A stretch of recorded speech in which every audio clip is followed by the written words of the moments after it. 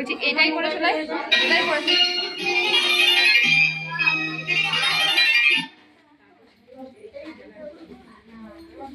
Good morning, all teachers, parents, and my dear friends.